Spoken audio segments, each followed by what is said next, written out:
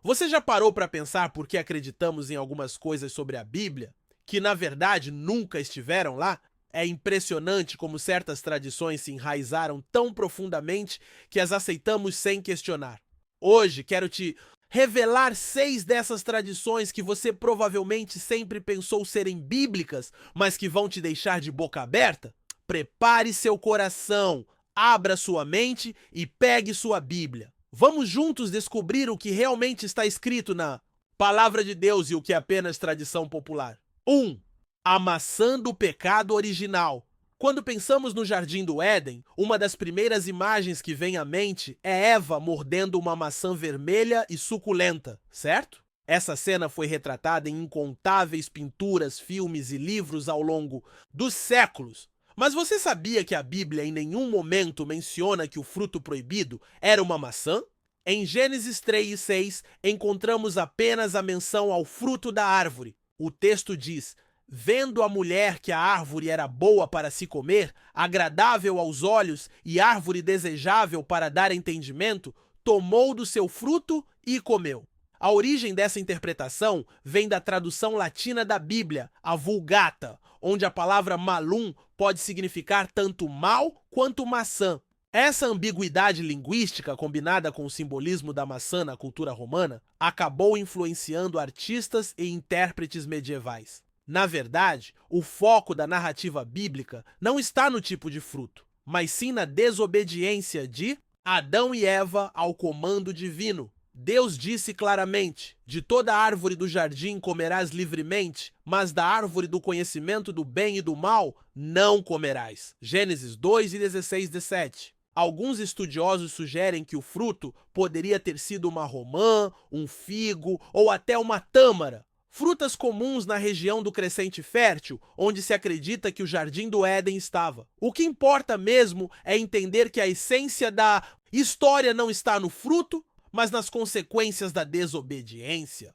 2. Os 3 reis magos. Todo Natal, aquela cena tradicional dos 3 reis magos, cada um com sua coroa dourada, montados em camelos, seguindo a estrela de Belém para levar presentes ao menino Jesus, aparecem em filmes e livros. Mas você vai se surpreender ao saber que a Bíblia nunca menciona que eram 3, nem que eram reis. E muito menos os seus nomes: Melquior, Gaspar e Baltazar.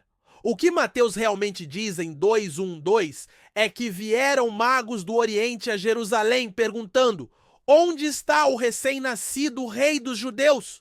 Porque vimos a sua estrela no Oriente e viemos adorá-lo. A palavra magos, no grego magoi, se referia a astrônomos ou estudiosos, possivelmente da região da Pérsia ou Babilônia. A ideia de que eram reis surgiu depois com base em interpretações de profecias como Isaías 63, que fala sobre os reis que se dirigiriam à luz do Messias. O número 3 provavelmente surgiu por causa dos 3 presentes mencionados: ouro, incenso e mirra. Mas o número de magos não é especificado na Bíblia. Poderiam ter sido 2 magos trazendo 3 presentes ou até 10. Outro detalhe interessante é que quando os magos chegaram, Jesus já não estava mais na manjedoura, como mostra Mateus 2:11. Entrando na casa, viram o menino com Maria, sua mãe. Isso indica que os magos chegaram meses ou até anos depois do nascimento de Jesus. 3. Maria Madalena, como prostituta. Maria Madalena é muitas vezes retratada como uma prostituta antes de conhecer Jesus. E essa ideia aparece em filmes, livros e até sermões. Mas você sabia que a Bíblia nunca menciona isso?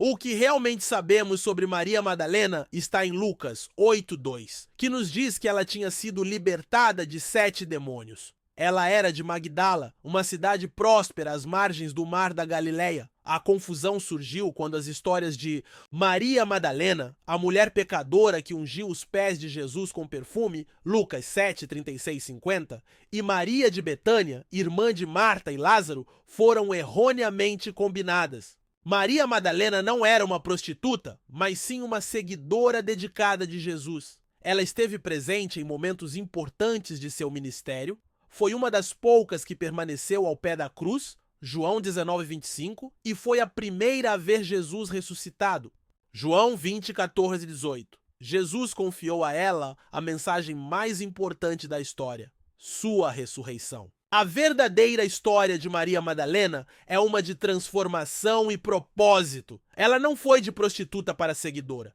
mas de uma pessoa espiritualmente oprimida para uma líder espiritual. 4.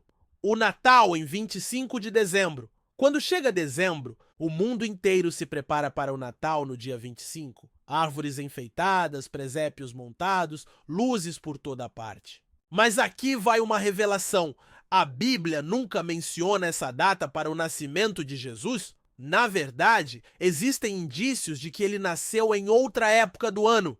Em Lucas 2:8, lemos que havia pastores que estavam nos campos, guardando o seu rebanho durante as vigílias da noite.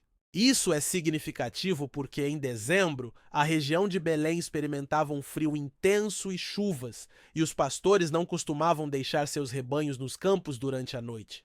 Além disso, Lucas 2:1-4 menciona o recenseamento ordenado por César Augusto. E os romanos não exigiriam que as pessoas viajassem durante o inverno? Por que então celebramos o Natal em 25 de dezembro? A história por trás dessa escolha é fascinante. No Império Romano, a festa pagã Dies Natalis Solis Invicti, ou Nascimento do Sol Invencível, era celebrada no 25 de dezembro. Quando o cristianismo se tornou a religião oficial do Império, a Igreja cristianizou essa data, atribuindo-lhe o significado do nascimento de Jesus, a verdadeira luz do mundo. 5. A aparência física de Jesus. Você já reparou como Jesus é quase sempre retratado com cabelos longos e castanhos, olhos claros e pele clara? Pois é, a Bíblia não descreve a aparência física de Jesus. A única referência profética sobre sua aparência está em Isaías 53:2, que diz: não havia nele beleza nem majestade que nos atraísse o olhar. Jesus era um judeu do primeiro século, nascido no Oriente Médio, então é provável que tivesse características típicas da região: pele mais escura, cabelos e olhos castanho escuros e estatura mediana. O retrato comum de Jesus que conhecemos hoje foi fortemente influenciado pela arte renascentista, que retratava figuras de acordo com os padrões europeus da época. 6. Anjos com asas e auréolas. Quando pensamos em anjos, a imagem que geralmente vem à mente é a de seres majestosos com asas enormes e auréolas douradas sobre suas cabeças. Essa visão está presente em pinturas, filmes e até decorações natalinas, mas você sabia que essa descrição não vem da Bíblia? Na verdade, as escrituras retratam os anjos de forma bem diferente. Na maioria das aparições bíblicas, os anjos se apresentam como homens comuns.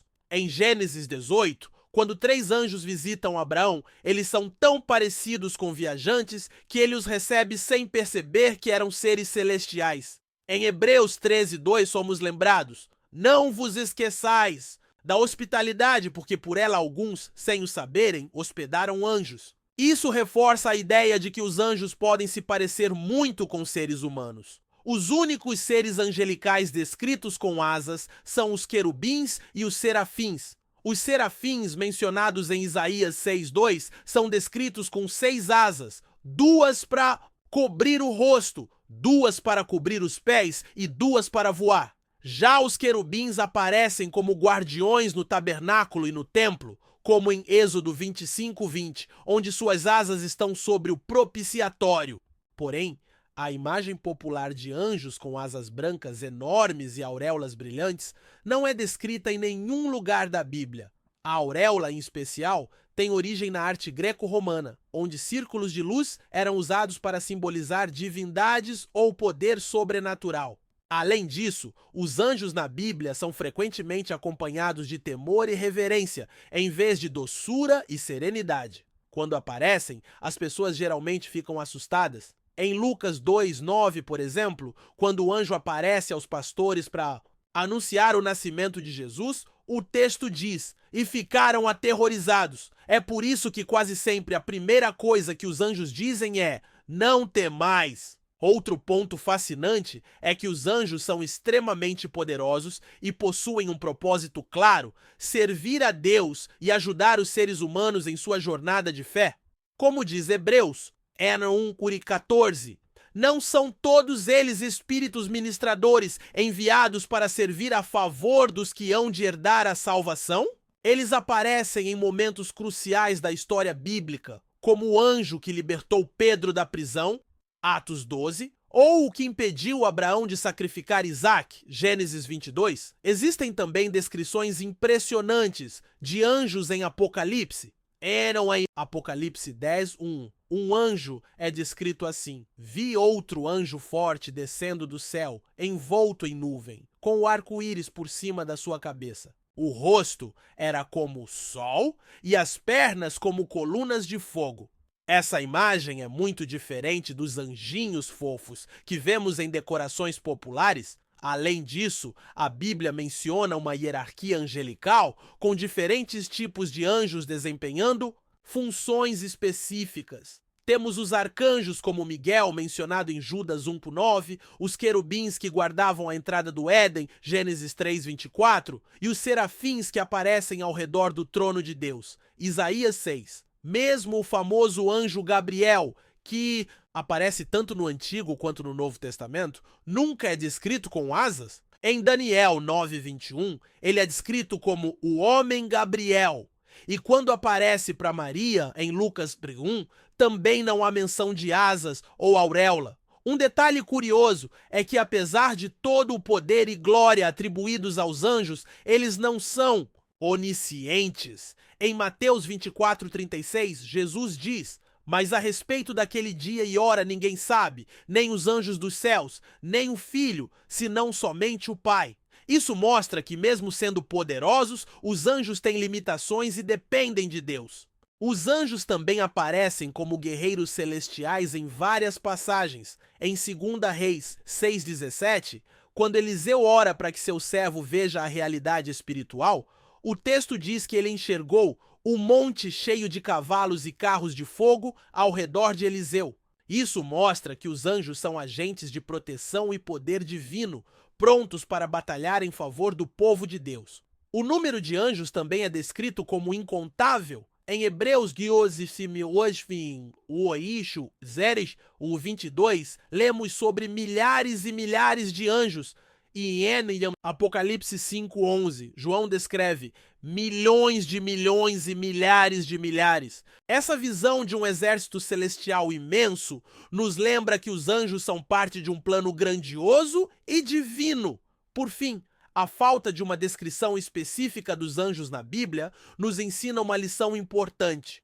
O que realmente importa não é como eles se parecem, mas o papel que desempenham no plano de Deus. Como mensageiros e servos do Altíssimo, sua função é apontar para ele e não para si mesmos. Como diz o Salmo 91:11, porque aos seus anjos dará ordem a teu respeito, para te guardarem em todos os teus caminhos. Agora que você sabe disso, fica a reflexão. Será que não estamos mais presos à tradição visual do que à verdade bíblica? Deixe nos comentários o que mais te surpreendeu e compartilhe com quem você acha que também precisa saber disso. E aí, está gostando dessas revelações? Comenta aqui embaixo qual dessas descobertas mais te surpreendeu até agora.